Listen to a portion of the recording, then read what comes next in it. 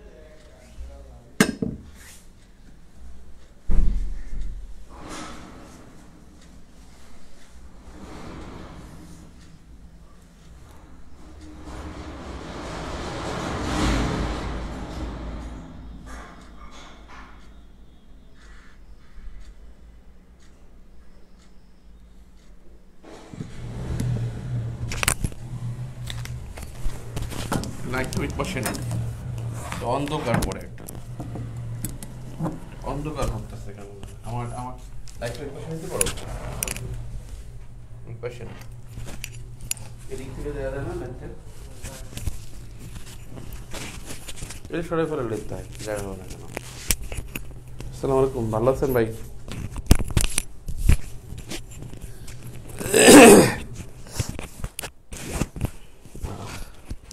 কি যে ঠান্ডা রে ভাই, সর্দি থাকলে নাকি করোনা হয় না।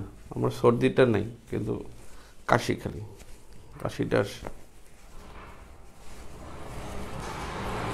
বলাইতে ইচ্ছা করে না ভাই, শরীর ভালো না।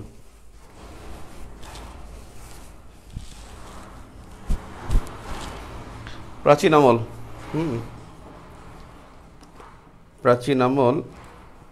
প্রাচীন আমলে সবচেয়ে গুরুত্বপূর্ণ হলো জনপদ। জনপদ সবচেয়ে গুরুত্বপূর্ণ হলো জনপদ।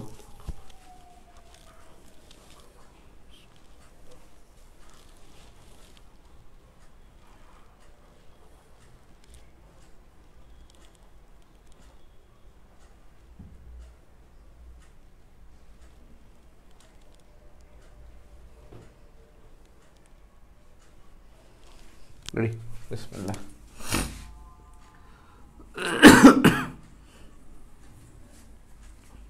বাংলাদেশটা আঁকার চেষ্টা করেন।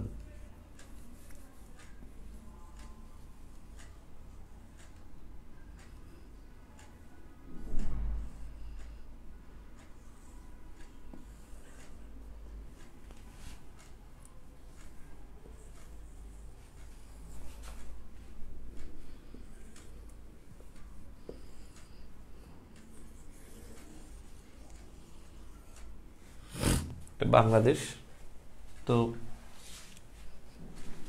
আমাদের 1984 সাল থেকে 64 জেলা, 1984 থেকে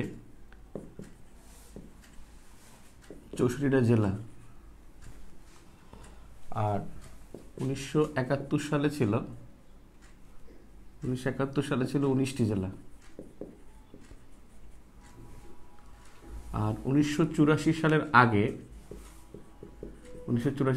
জেলা ছিল 23টি জেলা। তার মানে 71 সালে ছিল 19টি জেলা, 84 আগে ছিল 23টি জেলা, মানে 84 আগে 71 থেকে 84 পর্যন্ত। আর 84 সালে 23টি জেলাকে এক ঘোষণায় হুসেইন মোহাম্মদ এরশাদ 64 জেলা করেছিল। অর্থাৎ 19টি থেকে 23টি, সেখান থেকে হলো 84টি। কিন্তু 1971 সালে 19টি জেলা ছিল, আর 1947 সালে জেলা ছিল 16টি। 47 সালে জেলা ছিল 16টি। 47 সালে জেলা ছিল 16টি, আর 47-এর পরে এখানে যুক্ত হয় আরেকটা সিলেট, অর্থাৎ 17তম জেলা হয় সিলেট। 17তম জেলা হয় সিলেট, এবং এই জেলাগুলো, এই 17টি হলো বৃহত্তর জেলা। বাংলাদেশের বৃহত্তর জেলা হলো 17টি। এই 17টি বৃহত্তর জেলা, 17তম জেলা হলো সিলেট। 17তম জেলা সিলেট, আর এইটাই হলো বৃহত্তর জেলা, অর্থাৎ বাংলাদেশের বৃহত্তর জেলা হলো 17টি।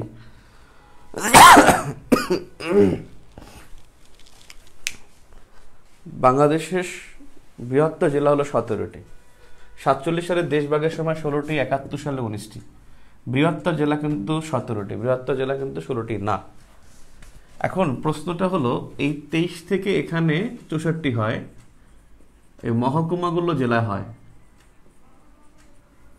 মহকুমাগুলো জেলা হয়।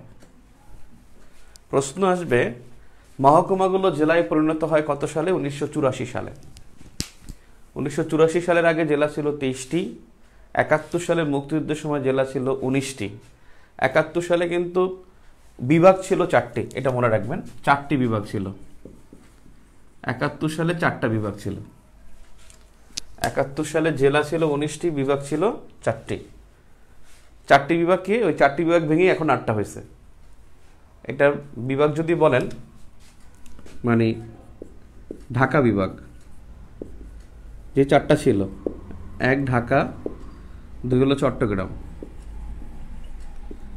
3 হলো খুলনা, 4 হলো রাজশাহী, 4 হলো রাজশাহী। এই 4টা বিভাগ ছিল।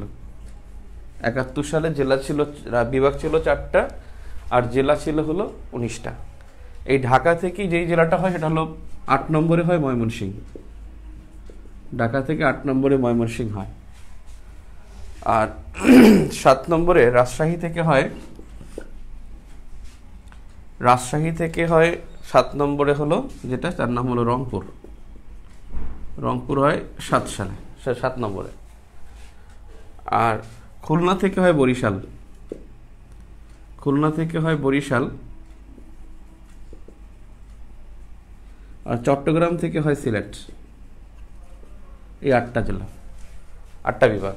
অর্থাৎ চট্টগ্রাম ভেঙে হয়েছে সিলেট, ঢাকা ভেঙে হয়েছে ময়মনসিংহ, খুলনা ভেঙে হয়েছে বরিশাল, রাজশাহী ভেঙে হয়েছে রংপুর। এই মোট 8টি বিভাগ, তার মধ্যে 71 সালে ছিল 4টা। 71 সালে জেলা ছিল 19টা, 47 সালে জেলা ছিল 16টা, আর 47 সালে দেশভাগের সময় 16টা ছিল। দেশভাগের পরপরই একটা গণভোট হয়েছিল, এবং গণভোটে সিলেট আমাদের সাথে যুক্ত হয়।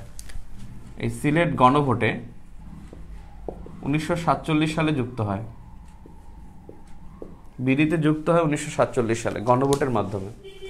এখন বৃহত্তর জেলা কিন্তু 17টা। আপনাদের কাছে একটা বিষয় আসতে পারে, সেটা হলো বৃহত্তর জেলা 17টা, কিন্তু 19টি নয় কেন? 19টি কিন্তু বৃহত্তর জেলা নয়। মনে রাখবেন, দেশভাগের পর 17টি, স্বাধীনতার পরপর 2টি জেলা হয়। 2টি জেলা, একটা হলো ময়মনসিংহ থেকে, বৃহত্তর ময়মনসিংহ থেকে টাঙ্গাইল হয়। আর একটা হলো বৃহত্তর বাকেরগঞ্জ, যেটা বরিশাল এখন। এই বাকেরগঞ্জ তখন জেলা ছিল, বাকেরগঞ্জ থেকে পটুয়াখালী হয়। বাকেরগঞ্জ থেকে হয় পটুয়াখালী। আমি এখানে পুরোটা ঠিক করে দেব, আমার প্রশ্নের উত্তর দিতে পারলে আপনি মনে করবেন যে এটা হয়ে গেছে।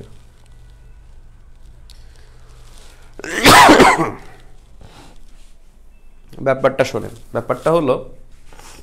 ব্যাপারটা হলো যে এখন একটু কিচিরমিচির লাগতেছে। প্রথমত বলি, 47 সালের দেশভাগের সময় বাংলাদেশের জেলা ছিল 16টা। 47 সালের দেশভাগের পরপরই গণভোটের মাধ্যমে আসাম চলে যায় হলো, মানে 47 সালে যখন বন্টন করবে তখন আমাদের 16টা, কিন্তু আমাদের ওই 47 সালে দেশভাগ হওয়ার আগেই একটা গণভোট হয়েছিল। অর্থাৎ 47 সালে দেশভাগের সময় আমাদের জেলা হলো 17টা জেলা হয়। 17তম জেলা হলো সিলেট। তার মানে গণভোটের মাধ্যমে সিলেট আসে। যদি বলা হয় যে তৎকালীন বাংলায়, তৎকালীন পূর্ব বাংলায় কতটি জেলা ছিল? 16টি জেলা ছিল। এবং দেশভাগের পরে এখানে সিলেট মানে আমাদের সাথে মার্চ হইতে একটু সময় নেয়, যদি গণভোটটা আগে হয়েছিল। এরপর সিলেট আমাদের সাথে আসে, আর আসাম চলে যায় হলো ভারতের সাথে। এরপরে এই 17টি বৃহত্তর জেলা থাকে। বাংলাদেশে বৃহত্তর জেলা হলো 17টা। 17টা বৃহত্তর জেলা, 17টা বৃহত্তর জেলা একটু লিখে ফেলেন। 17টি বৃহত্তর জেলা লিখে ফেলেন, 17টি বৃহত্তর জেলা। বৃহত্তর জেলা 17টি।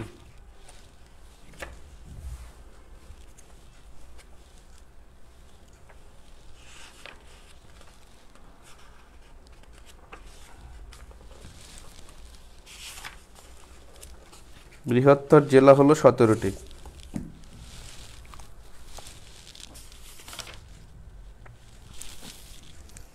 বৃহত্তর জেলা 17টি।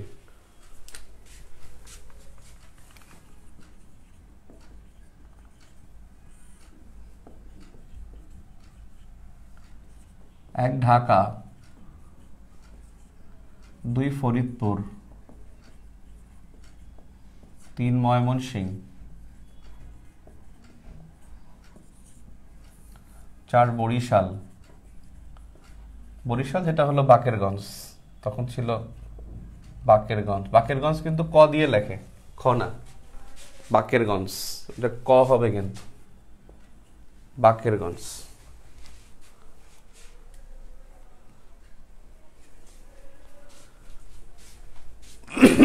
পাঁচ বৃহত্তর যশোর, বৃহত্তর কুষ্টিয়া, বৃহত্তর কুমিল্লা, বৃহত্তর রাজশাহী, বৃহত্তর রংপুর, বৃহত্তর দিনাজপুর। দেখা যায় বৃহত্তর দিনাজপুর। ঢাকা, ফরিদপুর, ময়মনসিংহ, বরিশাল, তারপরে হলো রংপুর, বরিশাল, যশোর, কুষ্টিয়া, কুমিল্লা, রাজশাহী, রংপুর, রাজশাহী, রংপুর, রাজশাহী, রংপুর। তারপরে হলো 14 বগুড়া, সরি 11 বগুড়া, 12 চট্টগ্রাম, 13 পার্বত্য চট্টগ্রাম, 14 পাবনা, 15 কুমিল্লা, নোয়াখালী, বৃহত্তর নোয়াখালী। 11 বগুড়া, 12 চট্টগ্রাম, 13 পার্বত্য চট্টগ্রাম, 14 পাবনা, 15 নোয়াখালী।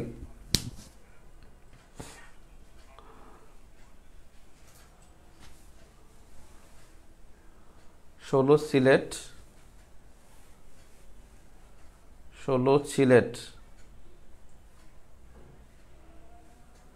17 খুলনা, 16 সিলেট, 17 খুলনা। আর সেই ময়মনসিংহ থেকে বৃহত্তর জেলা যে ময়মনসিংহ, এখান থেকে হয়েছে টাঙ্গাইল। আর বৃহত্তর জেলা যে বরিশাল, এখান থেকে হয়েছে পটুয়াখালী। 71 সালে 19টি জেলা থাকলেও বৃহত্তর জেলা কিন্তু 17টি। আপনি মনে রাখবেন কি হবে, বরিশাল বিভাগে বৃহত্তর জেলা একটা, বরিশাল বিভাগে বৃহত্তর জেলা একটা, ময়মনসিংহ বিভাগে বৃহত্তর জেলা একটা, সিলেট বিভাগে বৃহত্তর জেলা একটা। অর্থাৎ 3টা বৃহত্তর জেলা 3টা বিভাগে, বরিশাল, সিলেট এবং ময়মনসিংহ, এই 3টা গেল। এরপরে দেখেন ঢাকা বিভাগের মধ্যে বৃহত্তর জেলা হলো, ঢাকা বিভাগের মধ্যে বৃহত্তর জেলা হলো 2টা, একটা ঢাকা, একটা ফরিদপুর, এই হলো 5টা। যান খুলনা বিভাগে, খুলনা বিভাগের মধ্যে বৃহত্তর জেলা হলো 3টা, বৃহত্তর জেলা হলো 3টা, একটা হলো কুষ্টিয়া, পাবনা, কুষ্টিয়া, পাবনা, আর একটা হলো খুলনা, আর যশোর, 4টা। যশোর, খুলনা, পাবনা, কুষ্টিয়া। যশোর, খুলনা, পাবনা, কুষ্টিয়া। পাবনা তো মনে হয় রাজশাহী বিভাগে, সরি, রাজশাহী বিভাগে। তার মানে কুষ্টিয়া হলো খুলনা বিভাগে। তাহলে কুষ্টিয়া, খুলনা, যশোর, এই তিনটা।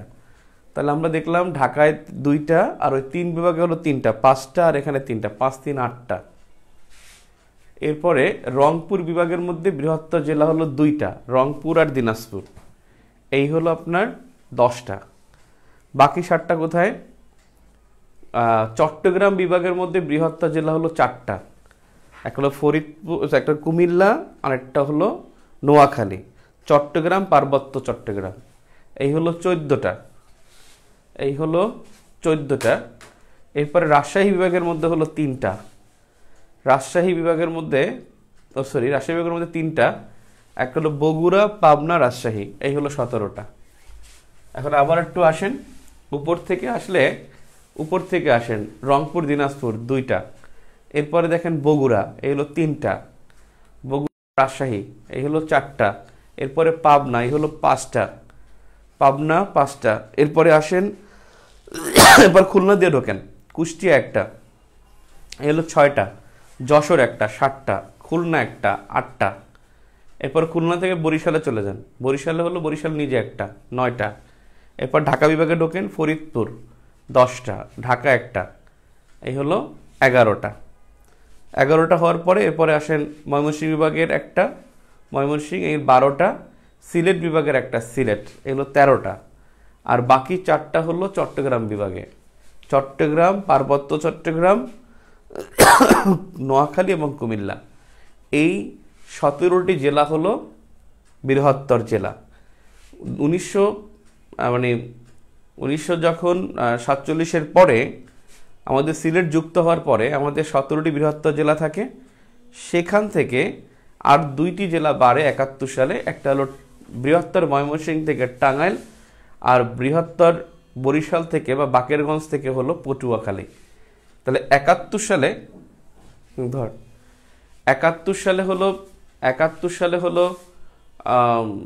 19টা।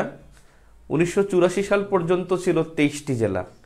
আর এই 84 সালেই 23টি জেলা থেকে এরশাদের এক ঘোষণায় এরা 64 জেলা হয়ে যায়, এবং 23 থেকে 64 জেলা হয়, অর্থাৎ 23টি মহকুমা থেকে 64টি জেলায় রূপান্তরিত হয় 1984 সালে। এখন যেখানে আসব, 1971 সালের জেলা ছিল 19টা এবং বিভাগ ছিল কিন্তু 4টা। এই 4টা বিভাগই ভেঙে ভেঙে এখন পর্যন্ত 8টা বিভাগ হয়েছে। এখন প্রশ্নটা হলো যে আমরা যে জেলাগুলো দেখি, এই জেলাগুলোর আগে এই সব অঞ্চলে মোট 16টি জনপদ ছিল, 16 থেকে 17টি, কোনো কোনো মতান্তরে বসে 17টি বা 16টি, বেশিরভাগ গুরুত্বপূর্ণ বেশিরভাগই অ্যাকসেপ্টেবল হলো 16। তাহলে এই 16টি জনপদে ধারণা পাওয়া যায় প্রাচীন আমলে।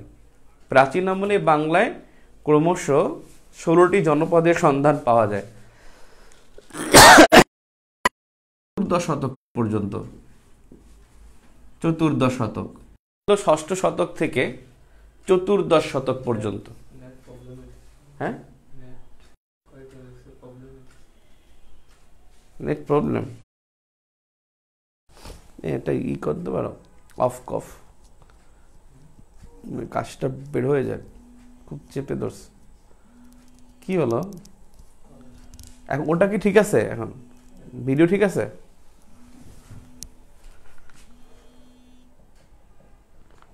হ্যালো, এটা এত সমস্যা।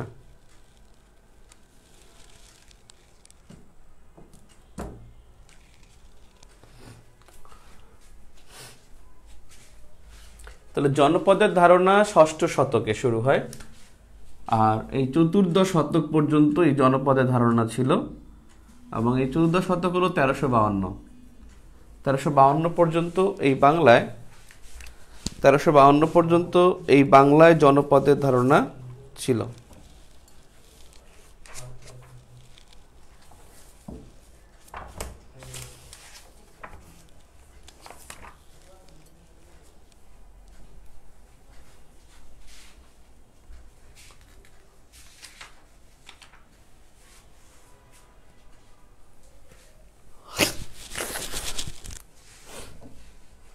চেয়েছে খাসি এসে চলে যায়।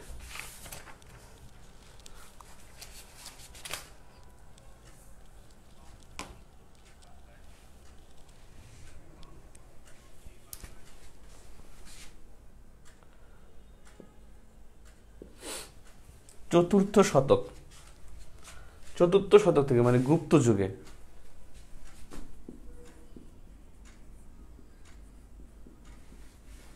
জনপদের ধারণা পাওয়া যায় চতুর্থ শতক থেকে চতুর্দশ শতক পর্যন্ত, 1352 সালে। যাও আমরা আসি, এটা ঢাকা, এটাকে কেন্দ্র করে হয় বঙ্গ জনপদ। এই বতে বড়, বতে বঙ্গ, সবচেয়ে বড় জনপদটা ছিল বঙ্গ জনপদ। এই জনপদটা ভেঙে কিন্তু সমতট হয়েছিল। এই জনপদটা ভেঙে কিন্তু এখানে হরিকেল হয়েছিল, অর্থাৎ বঙ্গ জনপদটা কিন্তু বড়, এবং বঙ্গ জনপদটা এদিকে এরই একটা অংশ ছিল সমতট, এরই একটা অংশ ছিল হরিকেল। যাও বঙ্গ জনপদ সবচেয়ে বড়, আর এখানে আছে পুন্ড্র জনপদ। এই পুন্ড্র যেটা উত্তরবঙ্গে, এটা সবচেয়ে প্রাচীনতম জনপদ। তাহলে প্রাচীনতম জনপদ ছিল পুন্ড্র, পথে পুন্ড্র পথে প্রাচীন, বতে বঙ্গ বতে বড়, বতে বড় বতে বঙ্গ, আর পথে পুন্ড্র পথে প্রাচীন, এটা ছিল। এখন প্রাচীন বাংলা কিন্তু অনেক বড় ছিল, আমাদের এই বাংলাদেশ ছাড়াও কিন্তু বঙ্গটা আরো বড় ছিল। এখন এদিকেও কিন্তু জনপদ ছিল, এবং সেই জনপদের মধ্যে আমি যেটা বলছিলাম যে বাংলায় এই সময়টায় 16টি জনপদের ধারণা পাওয়া যায়, 16টি জনপদ। তাহলে বাংলায় জনপদের ধারণা পাওয়া যায় 16টি, তবে বাংলাদেশে বললে বাংলাদেশে 6 থেকে 7টি। এই বাংলাদেশ ভূখণ্ডে 6 থেকে 7টি জনপদ। এখন দেখেন, এই অঞ্চলটা ছিল উত্তরবঙ্গ জনপদ, অর্থাৎ এটা পুন্ড্রের অংশ ছিল। উত্তরবঙ্গ জনপদটা পুন্ড্রের অংশ ছিল, এখানে তো হয় নাই একেবারেই।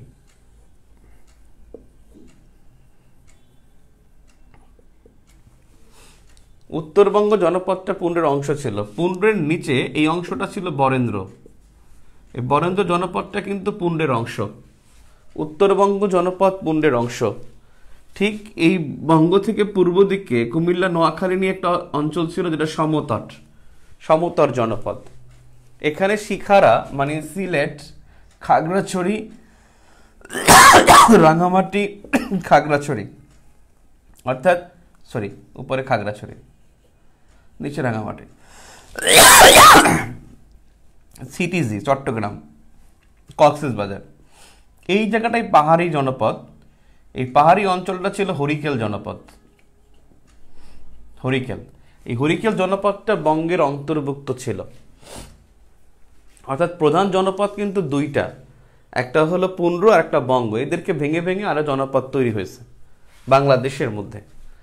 তো এইটা হলো হরিকেল, সিলেট, খাগড়াছড়ি, রাঙামাটি, চট্টগ্রাম, কক্সবাজার, বান্দরবান। এখানে কিন্তু একবার পরীক্ষা আসছিল যে চট্টগ্রাম কোন বন্দরে, কোন জনপদে, হরিকেল জনপদে। এদিকে এই বরেন্দ্র, এখানে চাপাই, এই চাপাই নবাবগঞ্জে যে এখানে একটা জনপদ ছিল তার নাম গৌর জনপদ ছিল চাপাই নবাবগঞ্জে। আর এই খুলনা বিভাগের খুলনার অংশটা, এই অংশটা ছিল সপ্তগাঁও জনপদ। সপ্তগাঁও জনপদ খুলনায়। এখন এই বঙ্গ জনপদটা আবার একটু বড় ছিল, বড় থাকার কারণে এই বঙ্গ জনপদটা দুই ভাগে বিভক্ত ছিল। এখান থেকে একটা পদ্মা নদী গেছে, এই পদ্মার এপারে এইটা ছিল হলো বিক্রমপুর। এই অংশটাকে বলা হতো বিক্রমপুর, যেটা মূল ভূমি ছিল মুন্সিগঞ্জে। আর এই পদ্মার নিচে এই অংশকে বলা হতো নাব্য। তাহলে পদ্মা বঙ্গ জনপদ দুই ভাগে বিভক্ত ছিল, একটা হলো বিক্রমপুর আর একটা ছিল নাব্য। নাব্য অংশটা ছিল বরিশাল, এই নাব্য বরিশাল ফরিদপুর ছিল, বরিশাল ফরিদপুর অঞ্চল। এই জন্য যদি প্রশ্ন করা হয় ময়মনসিংহ কোন জনপদে ছিল, বঙ্গ জনপদ। যদি প্রশ্ন করা হয় নেত্রকোনা কোন জনপদে ছিল, বঙ্গ জনপদ। যদি বলা হয় জামালপুর কোন জনপদে ছিল, বঙ্গ জনপদ। বরিশাল, ফরিদপুর, ভোলা এসব নাব্য জনপদের মানে বঙ্গের নাব্য অংশে অবস্থিত ছিল। অর্থাৎ বঙ্গ জনপদের পদ্মার ওপার ছিল নাব্য, আর পদ্মার এপার ঢাকার সাইডটা হলো বিক্রমপুর ছিল।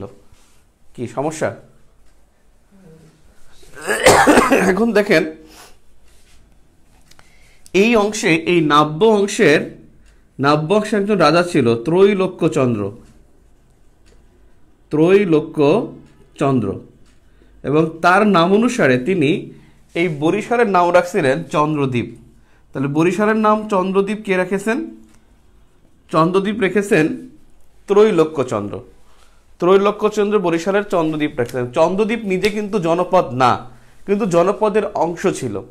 অর্থাৎ বঙ্গের অন্তর্ভুক্ত ছিল চন্দ্রদ্বীপ, বঙ্গের অন্তর্ভুক্ত ছিল বিক্রমপুর, বঙ্গের অন্তর্ভুক্ত ছিল সমতট, বঙ্গের অন্তর্ভুক্ত ছিল হরিকেল।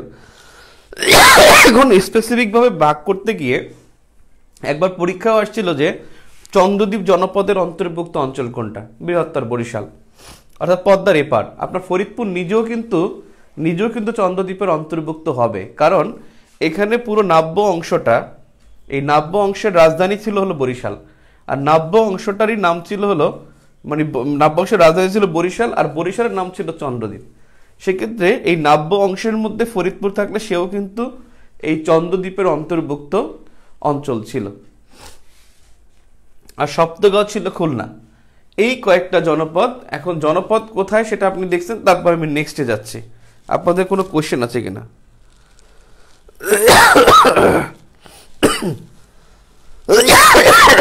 এই আমার একটু দে, ওই গরম পানি করে আর লেবু দাও, লেবু মারে।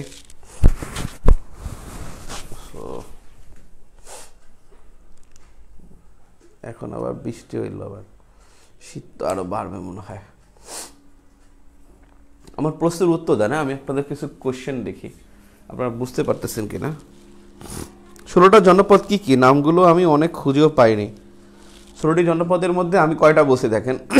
হরিকেল, তারপরে হলো বঙ্গ, চন্দ্রদ্বীপ, সপ্তগাঁও, 4টা বরেন্দ্র, গৌর, পুন্ড্র, 1 2 3 4 5 6 7,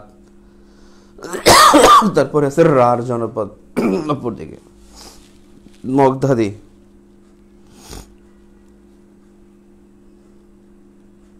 সমতট, হ্যাঁ সমতট, বাটন রাসেল।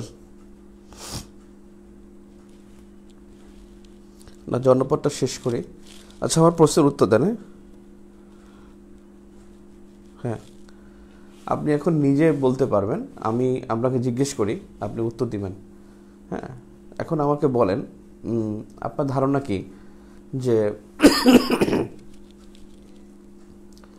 গাজীপুর কোন জনপদে হতে পারে? গাজীপুর কোন জনপদের অন্তর্ভুক্ত বলেন তো? বাংলাদেশের মেইন দুইটা হলো পুন্ড্র এবং বঙ্গ। এবং আপনি মনে রাখবেন, বাংলাদেশের জনপদগুলোর মধ্যে স্বাধীন রাজ্য ছিল, স্বাধীন জনপদ না, কিন্তু জনপদগুলো সবগুলোই স্বাধীন, জনপদগুলো সবসময় স্বাধীন। তবে এই জনপদের মধ্যে স্বাধীন রাজ্য ছিল দুটি। প্রথম বঙ্গ, দ্বিতীয় গৌড়। এই গৌড় ছিল 7ম শতকে, আর বঙ্গ ছিল 5ম শতকে। স্বাধীন রাজ্য ছিল দুটি, স্বাধীন, সবগুলোই কিন্তু স্বাধীন জনপদ। আমার প্রশ্নের আপনি একটু জনপদটা একটু খেয়াল করেন, আমি অনেক কিছু লিখে ফেলছি, আমি একটুখানি বলে তারপর আমি আবার আপনাদের জিজ্ঞেস করে আমি জনপদটা ক্লিয়ার করব। 1984 সালের পর আমাদের 64 জেলা হয়, এরপর কোনো জেলা হয়নি। কিশোরগঞ্জের ভৈরবকে জেলা করার কথা ছিল, ঘোষণা করেছিল, কিন্তু এটা প্রজ্ঞাপন হয়নি। এরপরে 84 আগে ছিল 23টা জেলা, 71 সালে ছিল 19টি জেলা, আর 47 সালের দেশভাগের পর এটা হয় 17টি জেলা। দেশভাগ হয় 16টি জেলা নিয়ে। 17তম জেলা হিসেবে যুক্ত হয়েছিল সিলেট। আর আমাদের বৃহত্তর জেলা হলো 17টা। এর মধ্যে 71 সালে 19টি জেলার মধ্যে ওই 17টি বাদে 2টি জেলা হয়, একটা হলো ময়মনসিংহ থেকে টাঙ্গাইল হয়, আর একটা হলো বাকেরগাঁও বরিশাল থেকে পটুয়াখালী হয়। এবারে জনপদ ছিল হলো আপনার 16টা, যেটা গুপ্ত যুগে 4র্থ শতকে শুরু হয় এবং জনপদের ধারণার বিলুপ্ত হয় 14দশ শতকে। 14দশ শতকে মানে 1000 বছর ছিল জনপদের ধারণা। তো 14দশ শতকে হলো শামসুদ্দিন ইলিয়াস শাহ, তিনি প্রথম এই জনপদগুলোর একত্র করে নাম দিয়েছিল বাঙালা। এই জন্য তাকে বলা হয় শাহী বাংলা, মানে শাহী বাঙালা বলা হয়। এখন দেখি যা হোক, জনপদগুলোর মধ্যে মূল জনপদ ছিল হলো মানে প্রথম মানে বড় জনপদটা ছিল বঙ্গকে বলা হয় বড় জনপদ, আর পুণ্ড্রকে বলা হয় প্রাচীনতম জনপদ।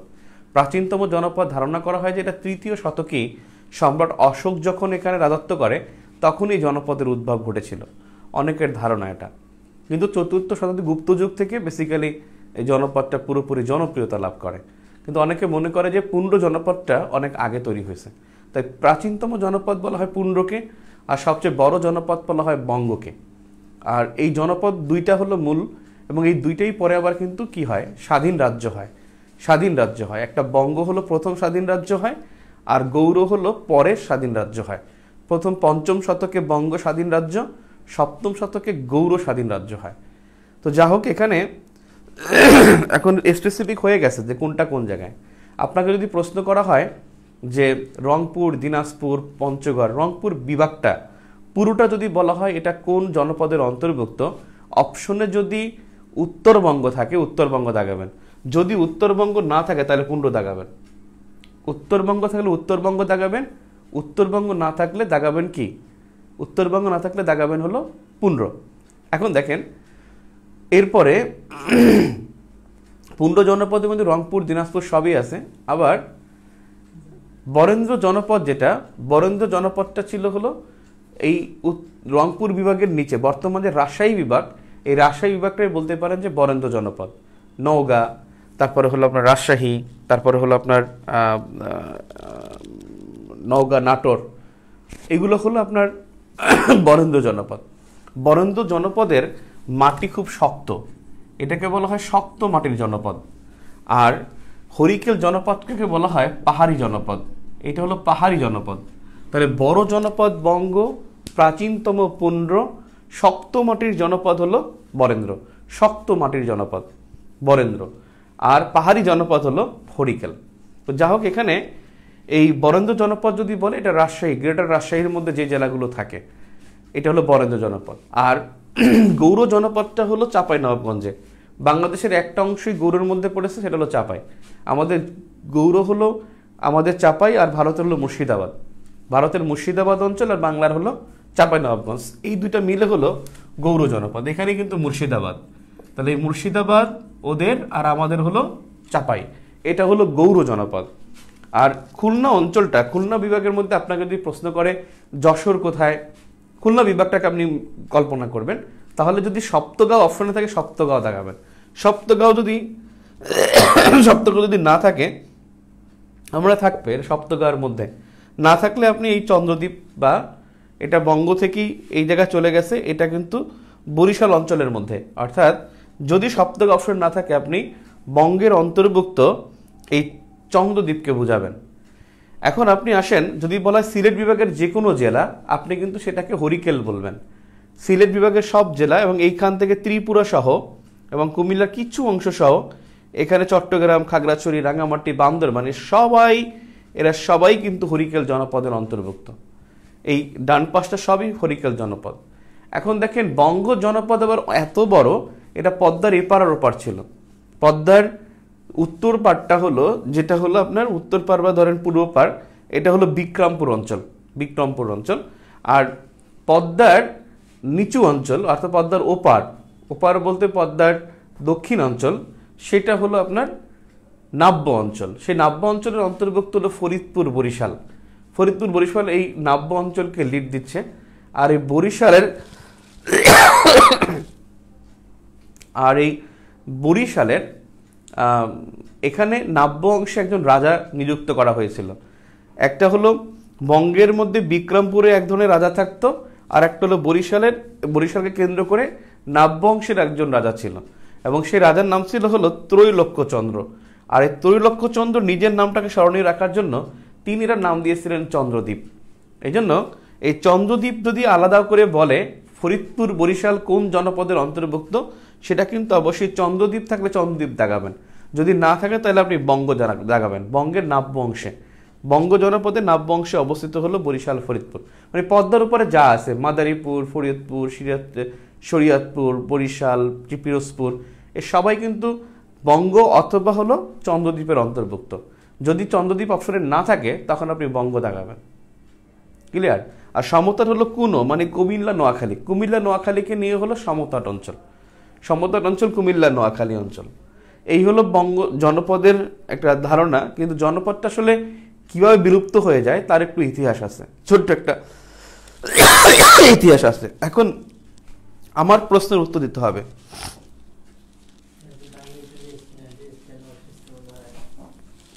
ক্লাস নেই না তো, রেস্ট নিয়ে করবো কি? এবার বলেন তো, এই তো আমি রেস্ট নিচ্ছি। ধরেন আমাকে জনপদটা একটু আমাকে যদি আপনারা ক্লিয়ার করে দেন তাহলে আমি খুব মানে রিল্যাক্স থাকবো। আমি আপনাদেরকে 10টা কোশ্চেন করবো এখান থেকে, আমি যা বলছি সেখান থেকে 10টা কোশ্চেন করবো। 10টা কোশ্চেন আপনি উত্তর দিবেন, চেষ্টা করবেন, হ্যাঁ ইনশাল্লাহ।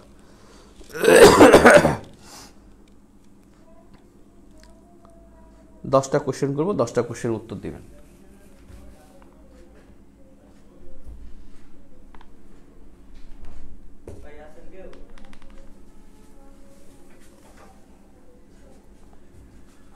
অনেকগুলো জনপদ কিন্তু এখানে দেয়া আছে। কামরূপ জনপদ আছে, তারপরে হলো আপনার সূক্ষ্ম জনপদ আছে, তারপরে হলো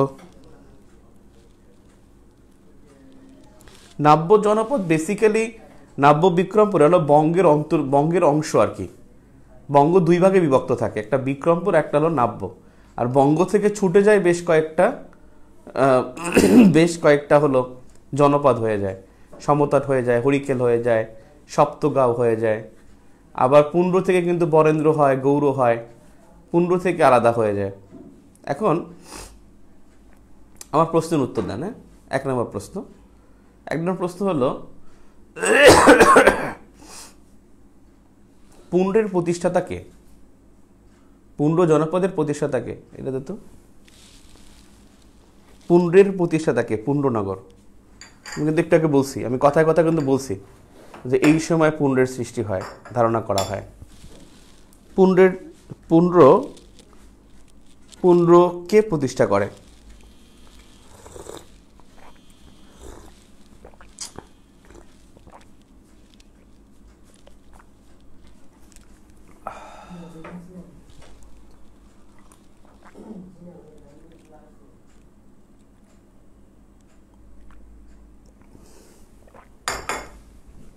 পুন্ড্র জনপদ কে প্রতিষ্ঠা করে?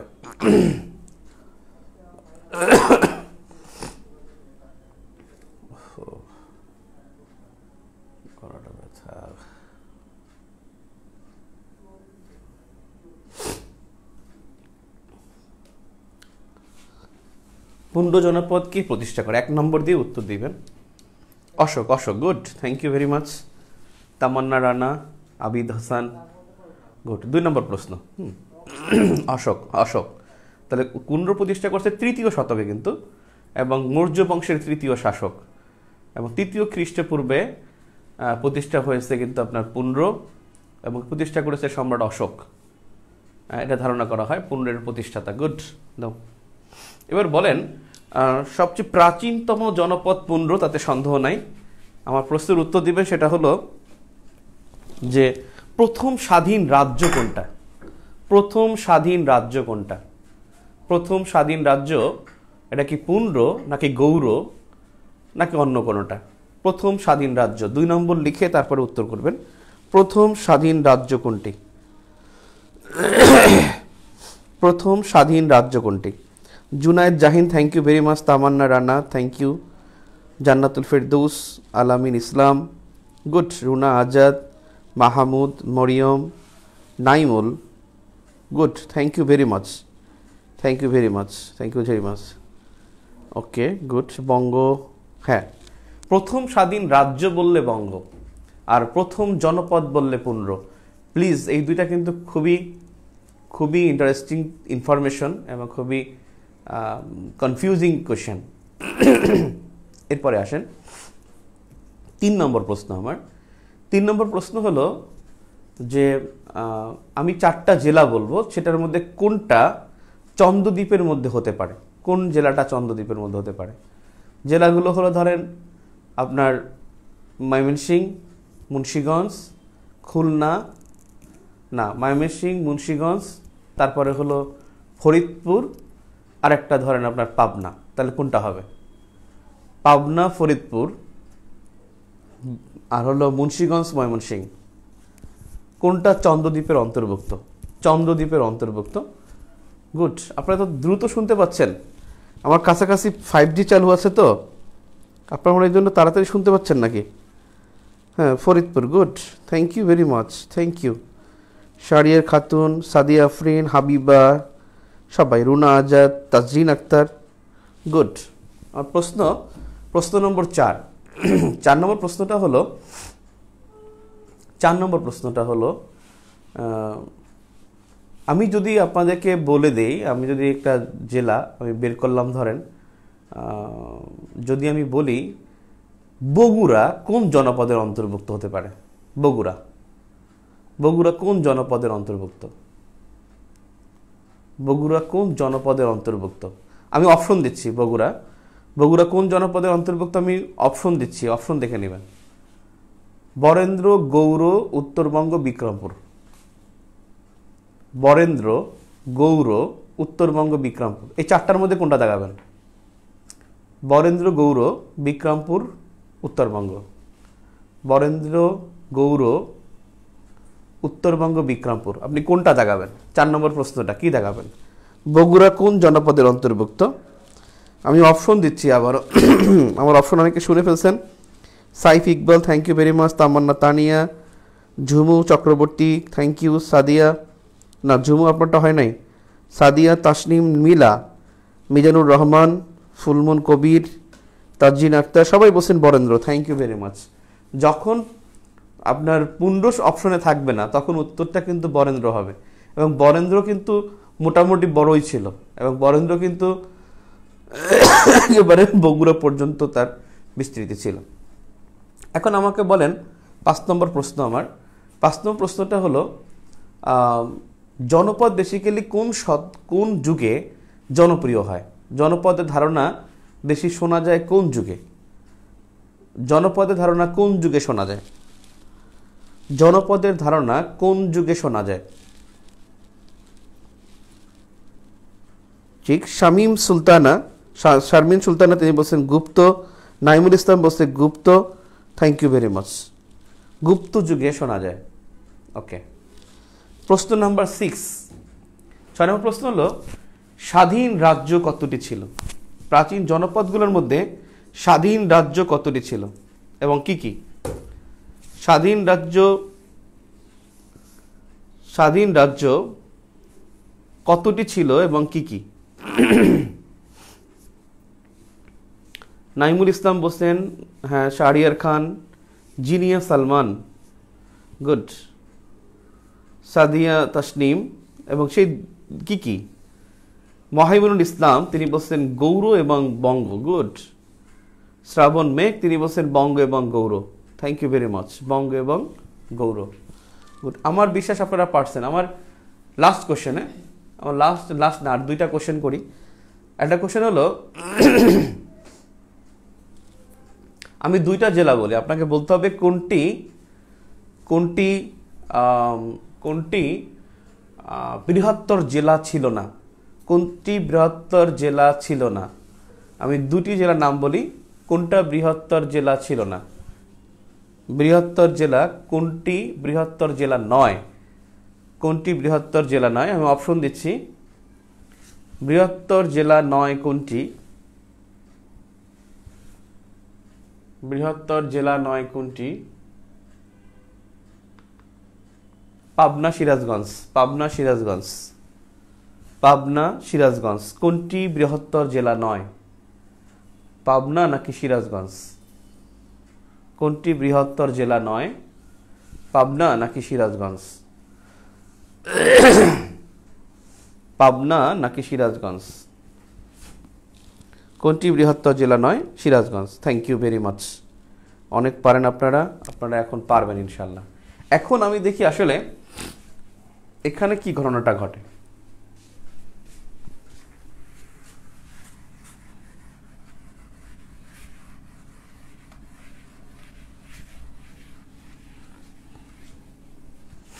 এখানে কি ঘটনাটা ঘটে সেটা একটু দেখি আমরা।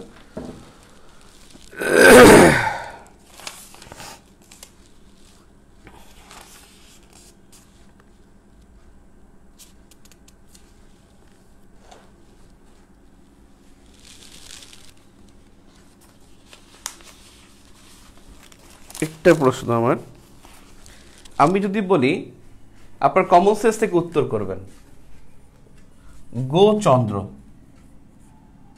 গোচন্দ্র কোন জনপদের বা কোন রাজ্যের রাজা ছিল? গোচন্দ্র কোন রাজ্যের বা কোন জনপদের রাজা ছিল? গোচন্দ্র, উত্তর করলে বলিস। গোচন্দ্র কোন জনপদে? এবার কমন সেন্স, কমন সেন্স থেকে উত্তর করবেন। কি বলছে? গোচন্দ্র। তাহলে এখানে কিন্তু চন্দ্রদ্বীপ আসছে ত্রৈলোক্য চন্দ্র থেকে, তার মানে চন্দ্ররা তারা কিন্তু শাসন করেছে বঙ্গকে, বুঝছেন? চন্দ্ররা শাসন করেছে বঙ্গকে। এই বঙ্গেরই একটা অংশ সমতট না, এই জন্য আপনি দেখবেন মানে আপনার যত চন্দ্রদেব, যখন দেবটা চলে আসে তখন কিন্তু এখানে চন্দ্র এবং দেব, এ কথা মনে রাখবেন, চন্দ্র এবং দেব এরা কিন্তু ছিল বঙ্গ জনপদের অন্তর্ভুক্ত। চন্দ্ররা বেশিরভাগই থাকতো বিক্রমপুর নাব্যে, আর সমতট বঙ্গের একটা অংশ ছিল সেখানে দেবরা থাকতো। দেব পর্বত এটা কিন্তু কুমিল্লায়। দেব দেব দেব কান্তিদেব, ভবদেব, শ্রীদেব এরা কিন্তু ছিল আবার কুমিল্লায়, দেব পর্বতমালা। আর চন্দ্ররা তারা ছিল হলো বিক্রমপুর এবং নাব্যতে, বেশিরভাগই তারা ছিল নাব্য অঞ্চলে। তার মানে বঙ্গ রাজ্যের মধ্যে দুটি শাসক ছিল, দু ধরনের, একটা দেব আর একটা চন্দ্র। এই দেব চন্দ্ররা কিন্তু বঙ্গের অন্তর্ভুক্ত ছিল। এখন একটা বিষয় দেখি, লিখে দাও। চন্দ্র দেব তারা বঙ্গের অন্তর্ভুক্ত ছিল, দেবরা ছিল পূর্বাংশে আর চন্দ্ররা ছিল পশ্চিমাংশে, পশ্চিমাংশে। আর এইদিকে সমতা কুমিল্লা নোয়াখালী এখানে দেবরা ছিল, আর এই বরিশাল এবং বিক্রমপুর এখানে চন্দ্ররা ছিল। তবে চন্দ্রদেব এবং ত্রৈলোক্য চন্দ্র তিনি কিন্তু ছিল কোথায়? বরিশাল অঞ্চলে। এখন দেখেন বঙ্গ জনপদ যখন স্বাধীন রাজ্য হয়, এই বঙ্গ স্বাধীন রাজ্যের বিস্তৃতি বাড়তে থাকে এবং তারা এই সবগুলো একসময় বঙ্গের অন্তর্ভুক্ত ছিল। কিন্তু এই বঙ্গ রাজ্যটা এটা স্বাধীন রাজ্য হিসেবে ঘোষণাই করেছিল, কিন্তু কখনো স্বাধীনতার অর্জন করতে পারে নাই, সার্বভৌম ছিল না। আপনি দেখবেন লেখা আছে বাংলার প্রথম সার্বভৌম যখন বলে তখন কিন্তু গৌড়কে বলে, আর স্বাধীন বললে কিন্তু বঙ্গকে বলে। সার্বভৌম মানে তার কোনো কম্পিটিটর ছিল না, অর্থাৎ তার একেবারে পুরোপুরি স্বাধীন ছিল। সেই স্বাধীনতাটা প্রথম ভোগ করেছিল এই গৌড়ে। এখানে সপ্তম শতকে একজন রাজা আসেন, তিনি হলেন শশাঙ্ক, এবং শশাঙ্ক এসে তিনি সমগ্র বাংলা একত্রিত করেন, অর্থাৎ সব জনপদকে একত্রিত করে নাম দেন গৌড়। অর্থাৎ সপ্তম শতকে শশাঙ্ক সমগ্র বাংলা জয় করে নাম দেন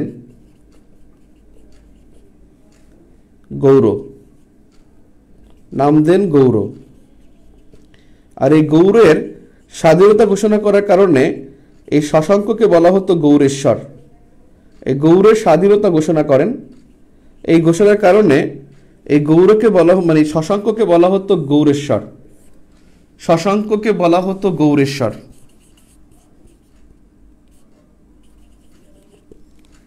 এখন দেখেন তাহলে সপ্তম শতকে শশাঙ্ক, শতে শশাঙ্ক, তিনি সপ্তম শতকে সমগ্র বাংলাকে একত্র করে নাম দিয়েছিলেন গৌড়। আর এই গৌড়কে স্বাধীনতা ঘোষণা করার কারণে শশাঙ্ককে বলা হতো গৌড়েশ্বর। এখন দেখেন তিনি একত্র করে নাম গৌড় দিয়েছেন বাংলার, এবং গৌড়রাজ বলা হতো তাকে, গৌড়েশ্বর বা গৌড়রাজ বলা হতো, গৌড়রাজ। তার মানে গৌড়রাজ শশাঙ্ক, গৌড়েশ্বর শশাঙ্ক, গৌড়ের মানে স্বাধীনতা আনছে সপ্তম শতকে শশাঙ্ক, বাংলার নাম দিয়েছিল গৌড়। এখন এই সপ্তম শতকে যখন শশাঙ্ক মৃত্যুবরণ করে, শশাঙ্ক মৃত্যুবরণ করে 637 খ্রিস্টাব্দে। 637 খ্রিস্টাব্দে যখন শশাঙ্ক মৃত্যুবরণ করে, তখন কিন্তু এই মৃত্যুর পর 100 বছর যাবৎ সপ্তম থেকে অষ্টম শতক, অর্থাৎ স্টার দিয়ে লেখেন শশাঙ্কের মৃত্যুর পর, শশাঙ্কের মৃত্যুর পর সপ্তম থেকে অষ্টম শতকে, সপ্তম থেকে অষ্টম শতকে 100 বছর, 100 বছর বাংলায় অরাজকতা ছিল, বাংলায় অরাজকতা ছিল। অরাজকতা মানে এই মৃত্যুর পর সবাই বস, এদের এক একটা খণ্ড খণ্ড ভাবে তারা যুদ্ধ করে সম্পূর্ণ মানে নিয়ন্ত্রণ নেওয়ার জন্য এই বাংলায় অরাজকতা ছিল। আর এই অবস্থাকে বলা হতো, এই অবস্থাকে বলা হতো মাতসানায়। মাতসানায় বেসিক্যালি বড় মাছ ছোট মাছকে খেয়ে ফেলে, বড় মাছ ছোট মাছকে খেয়ে ফেলে, এটাকে বলছে মাতসানায়। অর্থাৎ যার ক্ষমতা আছে সে দুর্বলকে দখল করে নেয়। এই মাতসানায় বলছে যে বড় মাছ ছোট মাছকে খেয়ে ফেলে, এই সেরকমই একটা অবস্থা এই সমাজে ছিল, এবং এই জন্য অবস্থাকে বলা হতো মাতসানায়। এখন অষ্টম শতকে এই যে গৌড়, অষ্টম শতকে গোপাল, অষ্টম শতকে মানে 756 খ্রিস্টাব্দে, এই 756 খ্রিস্টাব্দে গোপাল ক্ষমতা দখল করলে, গোপাল ক্ষমতা দখল করলে মাতসানায়ের অবসান ঘটে, মাতসানায়ের অবসান ঘটে।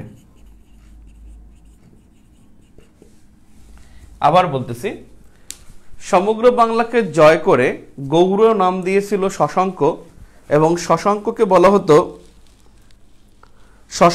বলা হতো যে গৌড়েশ্বর অথবা গৌড়রাজ। তিনি সপ্তম শতকে বাংলাকে একত্রিত করে নাম দেয় গৌড়, এবং এইটাই দ্বিতীয় স্বাধীন রাজ্য ছিল, এবং তিনি প্রকৃত স্বাধীন শাসক ছিল, এবং তিনি মানে যেটাকে বলে সমগ্র বাংলাকে একত্র করার মতো সক্ষমতা তার ছিল। কি হলো, যখন তিনি মারা যান সপ্তম শতকে, যখন তিনি মারা যান 637 খ্রিস্টাব্দে, যখন মারা যান, দেখা যায় না, হ্যাঁ, যখন তিনি মারা যান তখনই আইন শৃঙ্খলাহীন অরাজক একটা অবস্থার তৈরি হয়। আর এই অবস্থাকে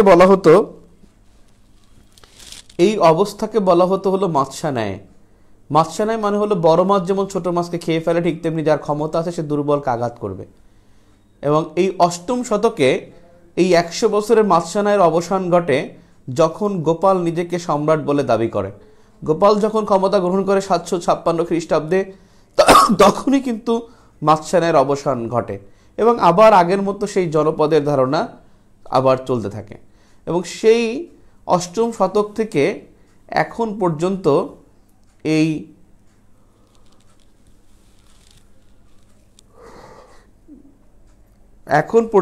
অর্থাৎ এখন আমরা 1352 পর্যন্ত যাই। গোপাল 756 খ্রিস্টাব্দে ক্ষমতা দখল করে। এরপরে যে বিষয়টা হয় যে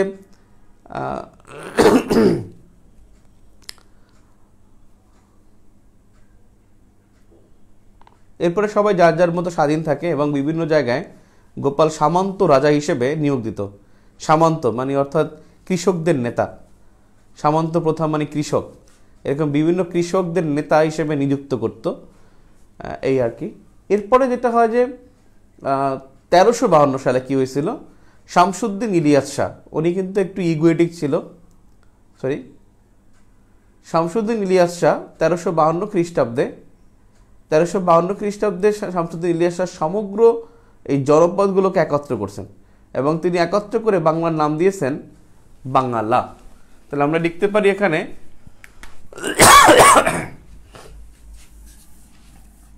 1352 সালে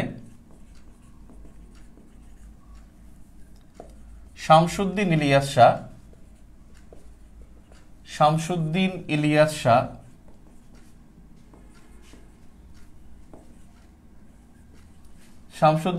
শাহ সমগ্র জনপদকে একত্র করে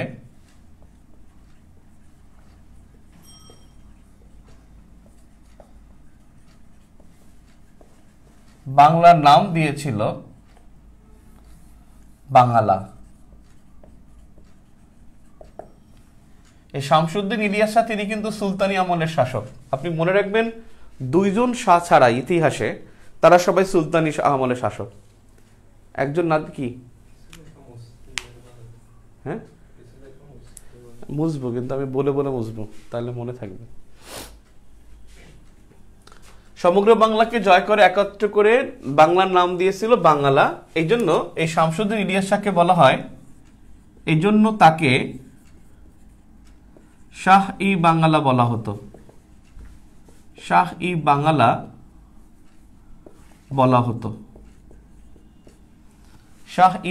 বলা হতো। 1352 সালে শামসুদ্দিন ইলিয়াস শাহ সমগ্র বাংলাকে একত্র করে, সমগ্র জনপদকে একত্র করে বাংলার নাম দেয়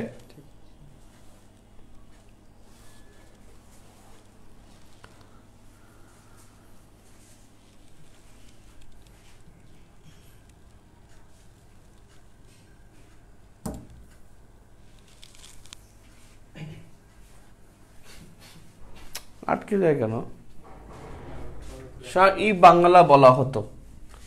এখন একটু আসি, এরপরে 1352 সালে সব শেষ হয়ে যায়, জনপদের ধারণা চলে যায়। এখন একটা বিষয় হলো যে পরীক্ষা আসতে পারে কোন আমলের, দুইজন শাহ ছাড়া সব সুলতানি আমল, একটা নাদির শাহ আর একটা শের শাহ। এরকম লিখে নেন, নাদির শাহ যেটা পারস্যের ছিল, ইরানের চোর ছিল যে ময়ূর সিংহাসন চুরি করছিল। নাদির শাহ ও শের শাহ, শের খান সুর বা শের শাহ তো হলো আফগান ছিল, আফগান। তাহলে নাদির শাহ ও শের শাহ ছাড়া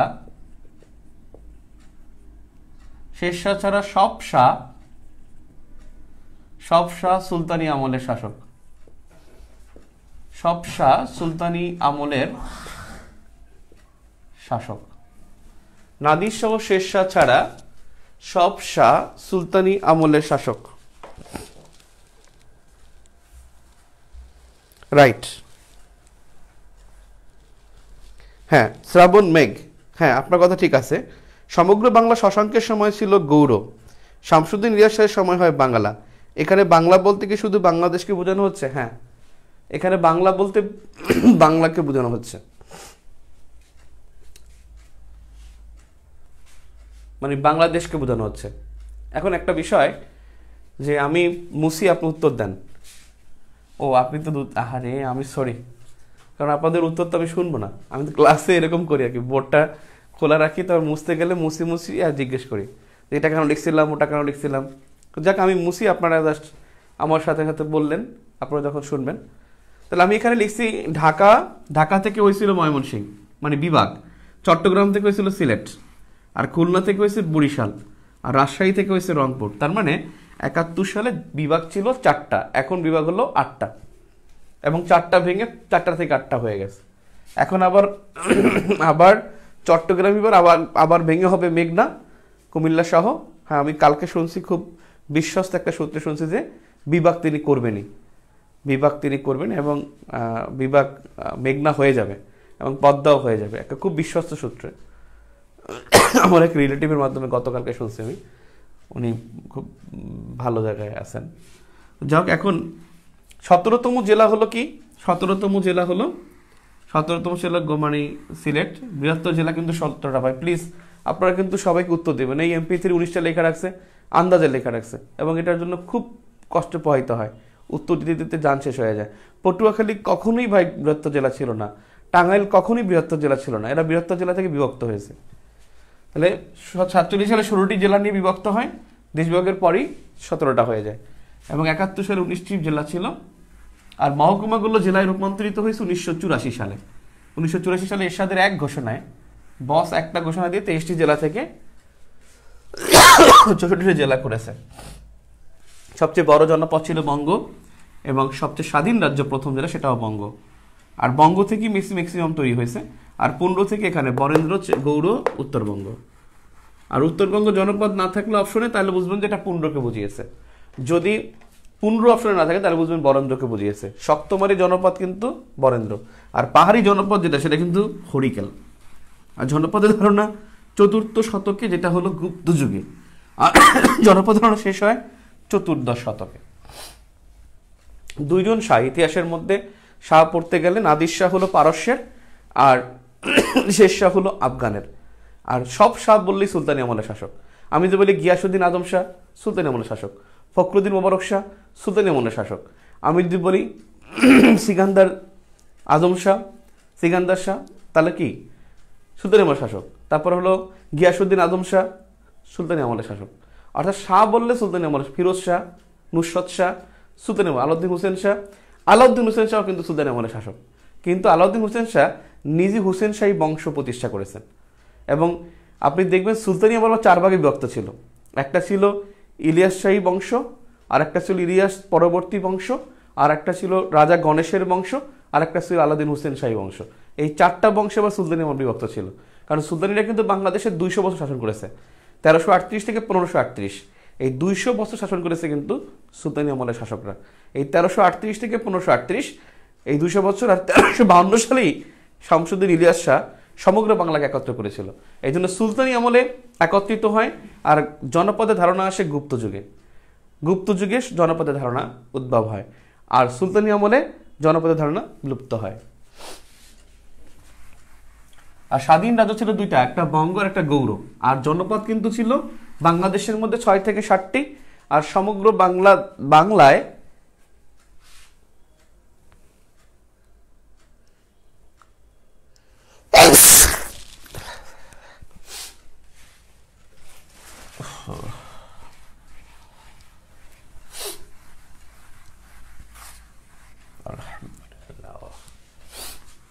জনপদ গেল।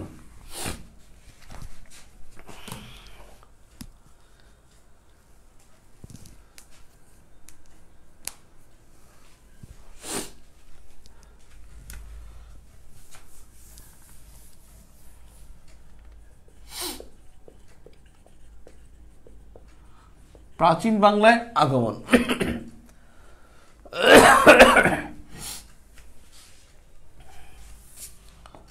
লিখি আগমনকারী,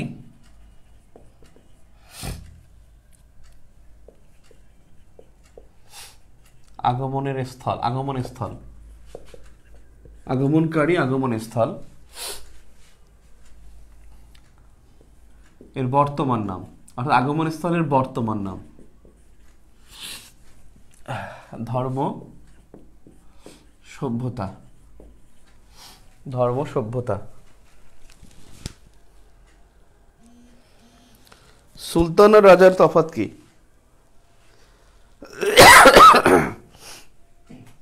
সুলতান বেসিক্যালি যারা ইয়া থেকে আসছেন, মানে ফার্সি যারা, পারস্যে যারা আসছিল, তারা আসলে বেসিক্যালি সুলতান নাম ধারণ করত।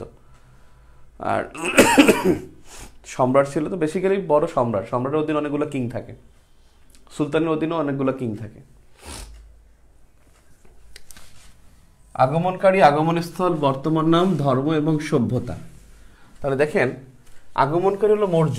প্রাচীন আমলে 4টা আসছে, মৌর্য, গুপ্ত, পাল, সেন। মৌর্য, গুপ্ত, পাল, সেন। আর এই মৌর্যরা এটা আসছে কিন্তু যেটাকে বলে পুণ্ড্রনগরে, পুণ্ড্রনগর যেটা বগুড়ায়, এবং এরই বর্তমান নাম এখন মহাস্থানগড়, মহাস্থানগড়।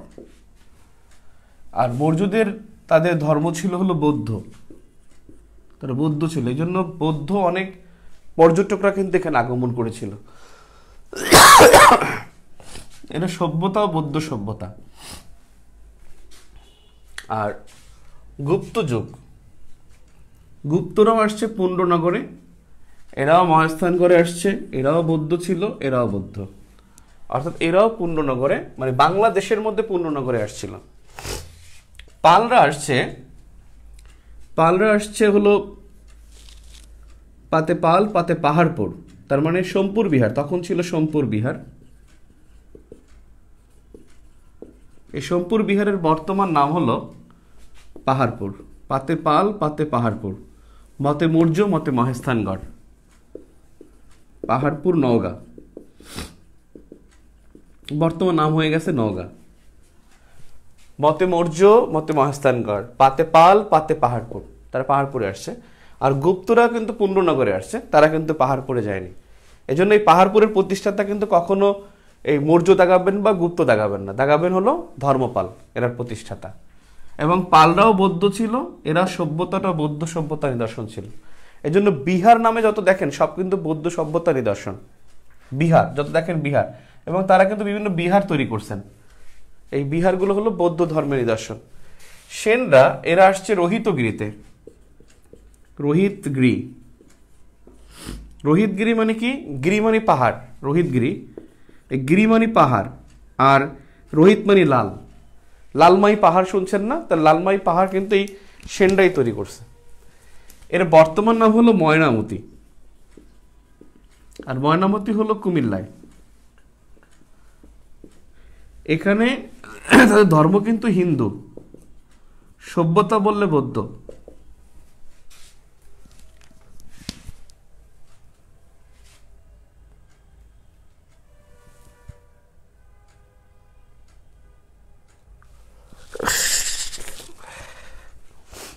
কারণ বৌদ্ধ সভ্যতা কেন দেখেন, এই পালদের মধ্যে দুইটা, একটু আগে বললাম না আমি চন্দ্র এবং দেব, এই দেবরা এবং চন্দ্র, এদের মধ্যে দেব এবং চন্দ্ররা বিক্রমপুরে থাকতো, কিন্তু দেবরা 6 বছর দেবরা ছিল, 6 বছর মাত্র ক্ষমতায় ছিল হলো এই পাল আমলে। এবং এখানে কিন্তু দেবরা এসে ময়নামতিতে আবাস গড়ে, এবং দেবরা কিন্তু ছিল বৌদ্ধ। এজন্য যদিও সেনরা হলো হিন্দু, কিন্তু এই ময়নামতিতে কিন্তু এখানে প্রথম আগমন করছে পাল আমলের দেব রাজারা। দেখবেন দেব পর্বত কিন্তু ময়নামতি কুমিল্লায়। কিন্তু এখানে কথা হলো যে দেব তো আর রাজবংশ না, রাজবংশ তো 4টা, মৌর্যগুপ্ত পাল সেন, ঠিক আছে, এরা তো রাজবংশ, কিন্তু দেবরা তো রাজবংশ না, এরা মাত্র 6 বছর ক্ষমতায় ছিল। এবং তারা এসে কিন্তু এখানে ময়নামতিতে অল্প সময়ের জন্য আবাসস্থল করে। সেজন্য ময়নামতির যত নিদর্শন আছে, যেমন আপনি বৈরাগীর মুড়া, বৈরাগীর চালা, যত মুড়া আছে সব কিন্তু ময়নামতি কুমিল্লায়। যত আনন্দ আছে, আনন্দদেব রাজা, আনন্দ রাজার দিঘি, আনন্দ আশ্রম, আনন্দ মঠ, আনন্দ বিহার, এসব কিন্তু ময়নামতি কুমিল্লায়। আনন্দ সম্পর্কিত যা আছে সব ময়নামতি কুমিল্লায়। কিন্তু এগুলো হলো সব বৌদ্ধ সভ্যতার নিদর্শন। সভ্যতা বড় হয়, ধর্ম ছোট হয়। এজন্য ময়নামতি কোন সভ্যতা নিদর্শন বললে বৌদ্ধ দাগাবেন। প্রাচীন আমলে 3টা নগর, একটা হলো পুণ্ড্রনগর, সোমপুর বিহার, রোহিতগিরি, অথবা মহেস্থানগড়, পাহাড়পুর, ময়নামতি। এই 3টা হলো প্রাচীন আমলের নগর। 4টা হলো প্রাচীন আমলের রাজবংশ, 3টা হলো নগর। এই নগরের মধ্যে 3টা নগরী সভ্যতা বললে বৌদ্ধ সভ্যতা নিদর্শন, আর ধর্ম বললে হলো শুধুমাত্র ময়নামতি হিন্দু ধর্মের নিদর্শন, অথবা হলো সেনরা হলো হিন্দু রাজা। ক্লিয়ার? শুধু সেনদের আমলে বা ময়নামতির ক্ষেত্রে ধর্মের ক্ষেত্রে হিন্দু বলবেন, আর সভ্যতার ক্ষেত্রে বৌদ্ধ বলবেন। এরা কি বুঝতেছে?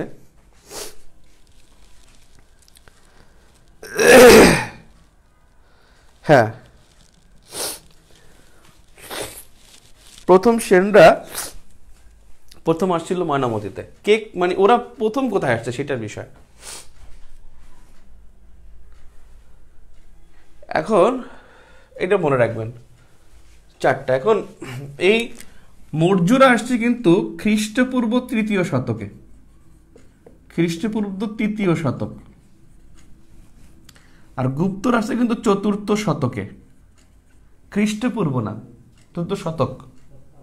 300 বছর পরে আসছে ওরা শেষ হয়ে গেছে, তারপরে 300 বছর, অর্থাৎ 300 থেকে 400 বছর পরে আসছে কিন্তু গুপ্তরা।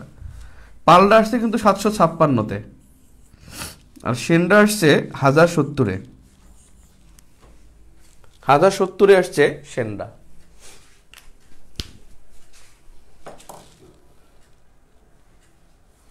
তো নগর 3টা, ময়নামতি, মহেস্থানগড়, পাহাড়পুর।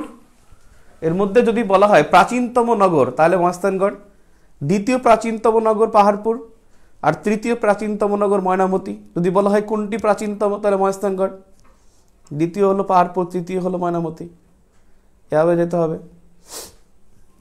প্রথম আগমনকারী মৌর্য, তারপর গুপ্ত, তারপর পাল, তারপর সেন। আজকে থাকো গো, আর পারতেছি না, ঘুমাই যাও, ঠান্ডা লাগে বেশি। অফ করে দাও। আল্লাহ মাফ করো।